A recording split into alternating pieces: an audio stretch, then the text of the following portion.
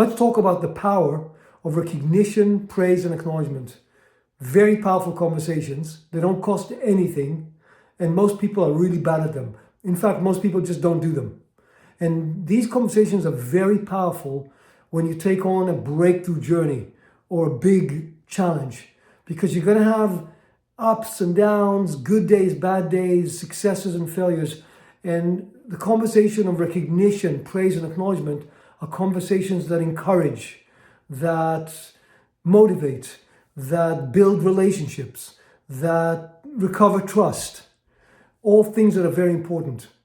The conversation for recognition, praise, and acknowledgement are conversations that highlight people's and teams' greatness, magnificence, positiveness. They're positive conversations. And they're conversations that require courage and generosity.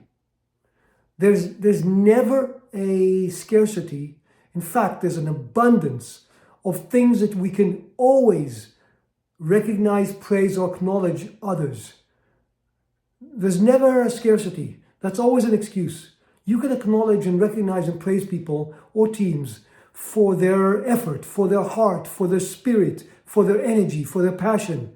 You can recognize them for their activities, for their persistence, for their dedication, for their actions. You can acknowledge them for their results, achievements, accomplishments. There's always abundance of what you can acknowledge people for. The only reason that people do not recognize, acknowledge, and praise is either because they're stingy or because they're lazy. Stingy is when people have the scarcity. There's only a certain amount of greatness to go around. It's us or them, me or you. It's a zero-sum game mindset and attitude. That if I recognize someone and I make them look bigger and greater in the conversation, it'll make me be smaller. And because there's only a certain amount, a scarce amount of greatness to go around, I want it all for myself. That's the scarcity mindset. That's the stingy mindset. The lazy mindset is, if I've been working with Barbara for the whole week and she's been helping me and going out of her way to support me, and Friday comes around and someone asks me, Gershon, why don't you thank, why don't you acknowledge, why don't you recognize Barbara? And I say to them, oh, I already told her on Monday. This is people who think that recognition and praise and acknowledgement is about information or data. No, it's not. It's about a powerful conversation that impacts people, that touches people, that makes a difference. Now, I want to give you one tip. When you acknowledge, recognize, and praise people, talk to them, not about them. Especially when you're doing it in an audience. I see this all the time. Someone getting up in an audience to recognize someone else, and they talk to the audience about the person who's in the room. They say, I want to acknowledge and recognize George. He is such a great guy. For the last few weeks, he's been helping me with this. No. Don't do that.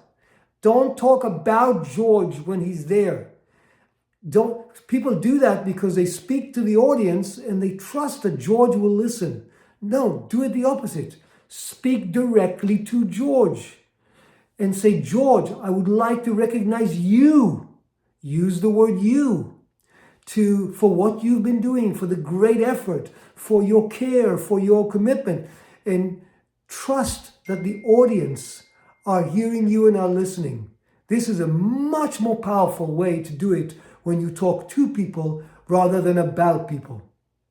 If you resonate with this, I want to recommend to you, take on the practice of recognition, praise, and acknowledgement. Take on recognizing, acknowledging, or praising at least one or two or three people in your environment, in your personal life or in your work life, every single day. And you just see how much difference and impact it makes. My name is Gershon Mader, and for the last 35 plus years, I've been helping organizations of all sizes around the world achieve extraordinary breakthrough results.